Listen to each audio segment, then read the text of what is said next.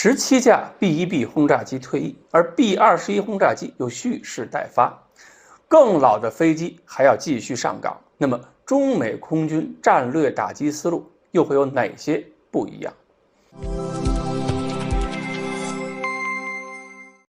各位网友，大家好，我是刘小飞。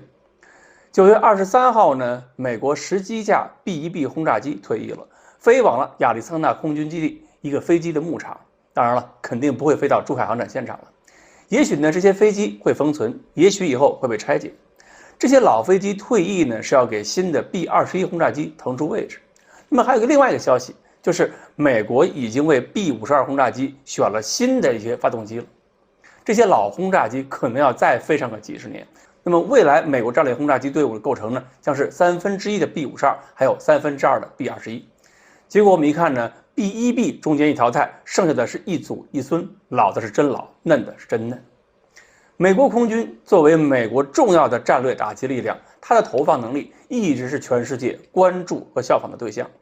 也只有冷战期间前苏联可以在战略轰炸机这个领域尽量的去模仿和竞争，但是以前苏联的能力追赶到图160这个水平也就到头了。所以呢，当时别的国家更没有能力去争夺这个领域断肠。也就是说，我们现在一谈到战略轰炸机，往往想到的是 B-2、B-1B、B-52，还有前苏联的图160、图22M 这些个代表作，基本也就主宰了战略轰炸机整个舞台了。按照过去的理解，美军也好，苏联也好，战略轰炸机就应该是不断的发展，不断用最新的产品替代最老的。但是我们现在看到美国的路数是留住了两头，淘汰了中间，而且呢还出现一个新的路数，就是让 C-130这样的运输机改成巡航导弹载机，变成数量庞大的轰炸机机群。其实很多人也明白，美国这个思路的核心是什么，就是要两条腿走路。一个方向是高性能隐身轰炸机，像 B-2或者 B-21这样的，用飞机来完成穿透。另一个呢是低性能轰炸机，携带远程的巡航导弹，反正飞机不用进入对方防区，性能就不重要了。至于说 B-1B 这样的轰炸机，使用成本太高，非常的不合算，而且对机场跑道又有严重依赖，这种性能上上不着天，下不着地，反而就比 B-52先淘汰。美国这样的配置基本上可以是说，用远程打击方式适应了高危环境，保证了自身的安全。也可以在条件允许情况下，用隐身轰炸机进行更大范围的、成本更低的这种轰炸。毕竟什么都用巡航导弹的话，花钱也太多。捷达姆这样的炸弹才是便宜货，而且隐身轰炸机的隐身性能也是越来越不靠谱，损失一下美国也会肉疼。那么这么一看，两种配置分别适用两种不同的环境。所以这里边一个关键是什么？就是远程巡航导弹。有了远程巡航导弹，那么美国就可以尽可能低成本的配置它的轰炸机，同时也保住了打击能力，不会缩水。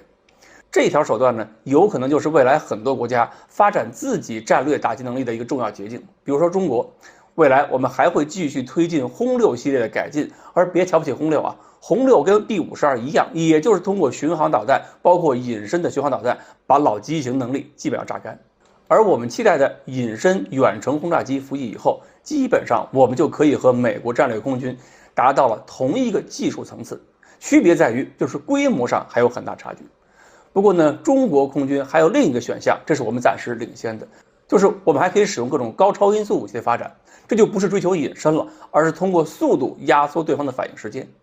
而且呢，美国现在的隐身巡航导弹缺点是，一旦被发现要拦截，技术上倒不算太难，只是战术组织上会比较难。但是我们如果在高超音速武器上发展的话，就是对方发现了拦截也难。所以这次航展上大家看不到轰20也不用着急，看看人家 B-52还在换拐杖，只要我们走对了路子，中国战略空军要追上去也一样会很快。好，关于美国远程轰炸机如何配置，给中国什么样的启示，今天呢我们就说到这里，欢迎大家继续关注我们的栏目，我们下期再说。